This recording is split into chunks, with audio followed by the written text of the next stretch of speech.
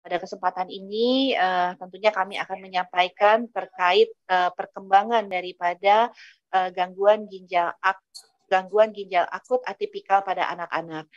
Selanjutnya, informasi ini akan disampaikan oleh juru bicara Kementerian Kesehatan, Dr. Syahril. Silakan Dr. Syahril, kami. Baik, terima kasih. Assalamualaikum warahmatullahi wabarakatuh. Selamat siang, salam sejahtera buat kita semua. Yang saya hormati teman-teman media, ya, dan juga seluruh Bapak Ibu sekalian yang hadir. Izinkan saya, Dr. Muhammad Syahril, sebagai juru bicara Kementerian Kesehatan, menyampaikan update hal-hal yang berkaitan dengan kasus gangguan ginjal akut progresif atipikal. Ya, saya mulai. Teman-teman sekalian, memang di akhir-akhir ini di Indonesia ya banyak berita yang berkaitan dengan gangguan ginjal akut atau juga gagal ginjal akut ya. Jadi yang pertama, sejak akhir Agustus 2022, Kementerian Kesehatan dan Ikatan Dokter Anak Indonesia telah menerima laporan peningkatan kasus ya. Jadi ada peningkatan kasus sejak akhir Agustus ini, yaitu kasus gangguan ginjal akut progresif atipikal atau acute kidney injury (AKI) ya, yang tajam pada anak ya, khususnya anak di bawah 5 tahun. Yang sebelumnya kasus gangguan ginjal akut ini ada, cuma sedikit ya, hanya 1-2 setiap bulan. Tetapi di akhir Agustus ini terjadi lonjakan kasus yang mendapatkan perhatian kita semuanya. Dan ini disebut dengan gangguan ginjal akut progresif atipikal. Nah, atipikal artinya penyebabnya masih dalam penelusuran atau belum diketahui. Yang kedua, hingga saat ini jumlah kasus yang dilaporkan hingga 18 Oktober 2022 sebanyak 206 kasus dari 20 provinsi yang melaporkan dengan tingkat kematian 99 kasus atau 48%, di mana angka kematian pasien yang dirawat khususnya di RSCM sebagai rumah sakit rujukan nasional ginjal itu mencapai 65%. Kemudian Kementerian Kesehatan dan IDAI membentuk tim untuk melakukan penelusuran lebih jauh tentang kasus-kasus ini.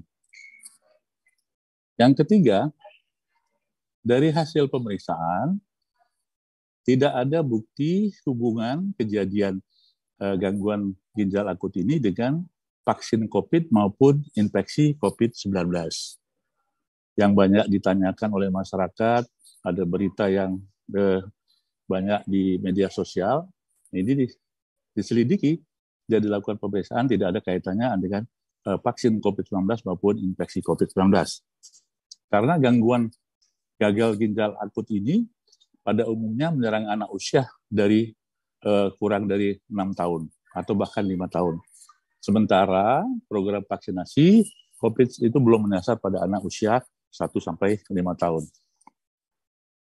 Yang keempat, Kementerian Kesehatan bersama Badan POM, pengawas obat dan minuman, kemudian ahli epidemiologi, Ikatan Dokter Anak Indonesia, ahli farmakologi, dan pusat laboratorium forensik selanjutnya melakukan pemeriksaan laboratorium untuk memastikan penyebab pasti dari faktor risiko yang menyebabkan gangguan ginjal akut ini. Kemudian nomor 5, dalam pemeriksaan yang dilakukan terhadap sisa sampel obat yang dikonsumsi oleh pasien, ya, sementara ini ditemukan jejak senyawa yang berpotensi mengakibatkan gangguan ginjal akut progresif atipikal ini. Nah, saat ini Kementerian Kesehatan dan Badan POM masih terus menelusuri dan meneliti secara komprehensif termasuk kemungkinan faktor risiko yang lainnya. Jadi bukan karena obat, tapi faktor risiko lainnya juga sedang kita teliti ya. Untuk meningkatkan kewaspadaan dalam rangka pencegahan, Kementerian Kesehatan sudah meminta meminta kepada seluruh tenaga kesehatan di fasilitas pelayanan kesehatan untuk sementara ini tidak meresepkan obat-obat atau memberikan obat-obat dalam bentuk sediaan cair atau sirup sampai hasil penelusuran dan penelitian tuntas. Ini diambil langkah dengan maksud dugaan-dugaan ini sedang kita teliti. Nah, untuk menyelamatkan anak-anak kita yang lebih berat, maka diambil kebijakan untuk melakukan pembatasan ini. Kemudian nomor 6, Kementerian Kesehatan juga meminta seluruh apotek untuk sementara, saya ulangi, untuk sementara tidak menjual obat bebas dan atau bebas terbatas dalam bentuk cair atau sirup kepada masyarakat sampai hasil penelusuran dan penelitian yang dilakukan oleh Kementerian Kesehatan dan Badan POM ini tuntas. Yang nomor 7, Kementerian Kesehatan menghimbau kepada seluruh masyarakat untuk melakukan pengobatan anak, sementara ini juga tidak mengkonsumsi obat dalam bentuk cair atau sirup tanpa berkonsultasi dengan tenaga kesehatan. Jadi yang nomor 7 ini himbauannya kepada masyarakat untuk tidak bisa mengkonsumsi obat-obatan, terutama yang bentuk cair atau sirup, tanpa berkonsultasi dengan tenaga kesehatan, termasuk dokter ya.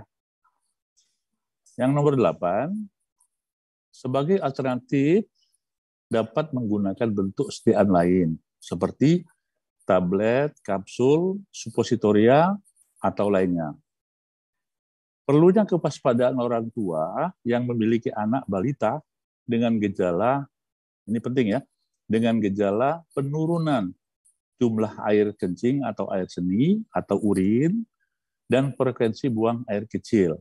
Jadi orang tua diharapkan mewaspadai kok kencingnya menurun, baik itu frekuensi maupun jumlahnya.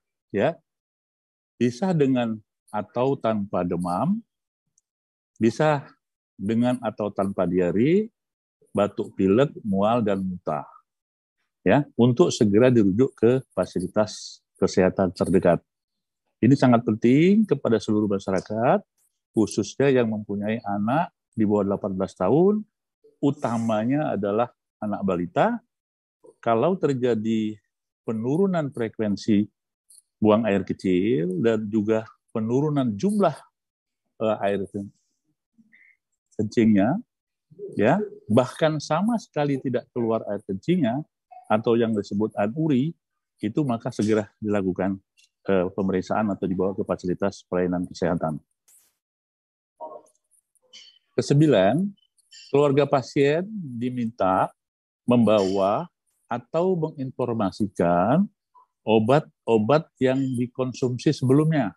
Jadi kalau anak ini dibawa ke dokter, ke rumah sakit, obat-obat yang diminum sebelumnya itu harus dibawa untuk menyampaikan riwayat pengobatan yang sudah dilakukan atau obat-obat yang telah diminum sebelumnya ya.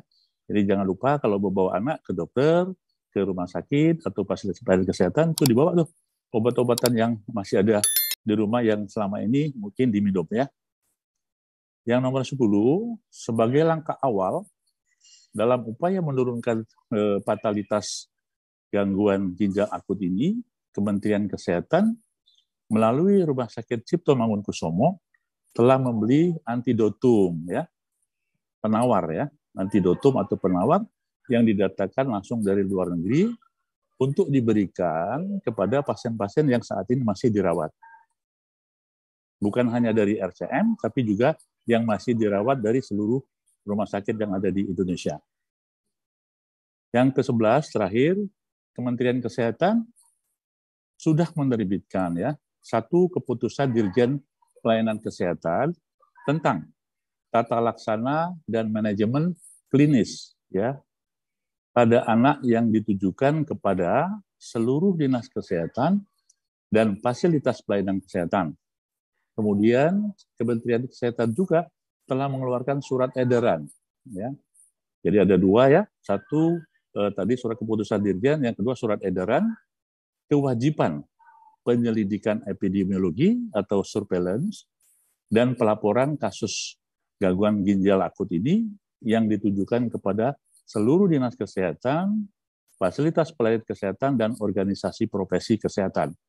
Jadi diharapkan dari IDAI, Ikatan Bidan Indonesia, Puskesmas, rumah sakit, termasuk ke dinas kesehatan, itu agar melakukan surveillance atau penyelidikan epidemiologi untuk memberikan pelaporan ya secara langsung kepada Kementerian Kesehatan untuk dilakukan pendataan secara nasional sekaligus untuk melakukan langkah-langkah berikutnya.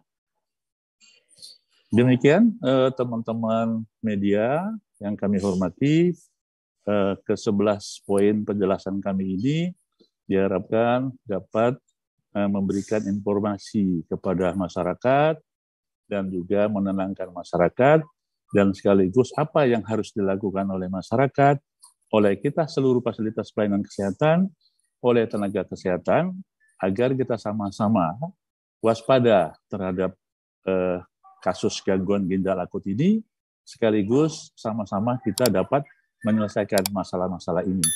Dan tetap tenang, mudah-mudahan kita semua nanti akan dapat mengatasi ini, dan insya Allah Kementerian Kesehatan bekerja sama dengan profesi, baik itu IDAI, rumah sakit, dinas kesehatan, maupun Badan POM, akan bekerja sama untuk menuntaskan penelitian sekaligus penanganan kasus gagal ginjal akut ini. Demikian teman-teman semuanya, mudah-mudahan bermanfaat. Terima kasih.